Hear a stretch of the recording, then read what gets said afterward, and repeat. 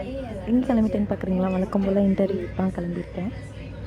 So கிளம்பி போயிட்டேன். அதுக்கப்புறம் என்ன நடந்துச்சுன்றத நான் வந்து ஷூட் பண்ணல.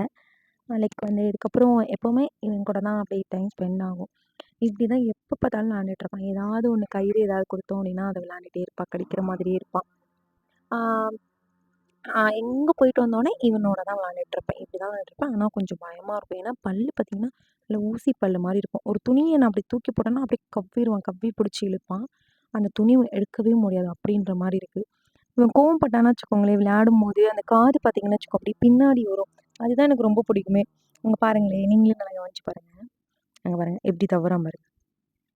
காது 2ம் பின்னாடி இருக்கும். நார்மலா நீ இருக்கும்போது காது இப்படிலாம் 2ம் மேல பண்றனால தான் இருக்கும். எனக்கு வேலையே அவன் இப்படி கிடைக்கல தெரியுமா? இங்க திரும்பும்போது பாருங்க என்ன எப்படி மேல ஏறி பேசும்போதுனா இப்படி உட்காந்துருக்கான். பின்னாடி போயிடும். நம்ம என்னென்ன பேசணும் பண்ணணுமோ அப்படின்னா. எல்லாமே பண்ணுவான். மேல ஏறி படுத்துப்பான். நம்ம படுத்தோனே நம்ம மேல ஏறி படுத்துப்பான்.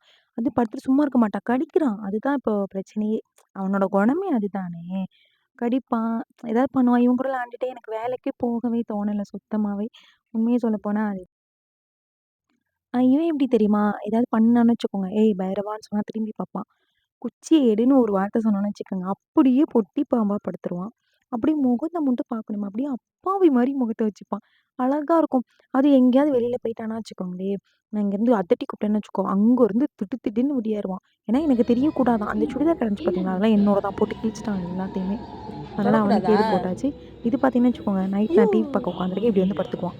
படுத்துட்டு அவன் மேல படுத்துக்கிறது, கால்ல வச்சா நம்ம தொட்டோம், சொல்லுடா தள்ளி விட்டோம்னு வையூ. வச்சுக்கோங்க, மறுபடியும் அதே தான் பண்ணுவான். சொல்லு. பாரு கடிக்கிறான் பாருங்க, கை வச்ச உடனே கடிக்கிறான். அதுதான் விளாடுவான். ஆனா கொஞ்சம் பயமாவே இருக்கும்.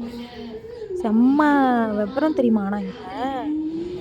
அப்புறம் இன்னொன்னு இவன கடிச்சு இந்த நகத்த அவனுக்கு அரிப்பா இருந்துட்டே இருக்கும் போல. அரிச்சு, அரிச்சு இந்த இடத்துல கன்னத்துல காயமே வந்துருச்சு.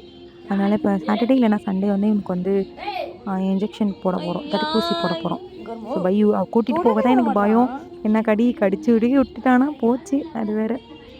இப்படிதான் விளையாண்டுட்டே இருப்பான். எப்ப பார்த்தாலும் இவங்க கூட விளையாண்டுட்டு இருக்க தான் இவனுக்கு வேலையே. ஒட்டிக்கிட்டு மேல வந்து படுத்துக்கிட்டு, ஏய். சாஞ்சிட்டு இப்படிதான் ஜாலியா அவனுக்கு போகும்.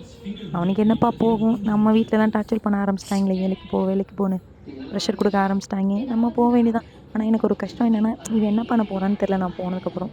ஏன்னா சேஃபா இருக்கும். நான் சொல்லியிருக்கேன், இவன் உருண்டுட்டோன்னே பக்கத்துலலாம் நான் கழுவி இருக்கேன். ஸோ பாரு. அது கடிச்சிரும் அப்படின்னு.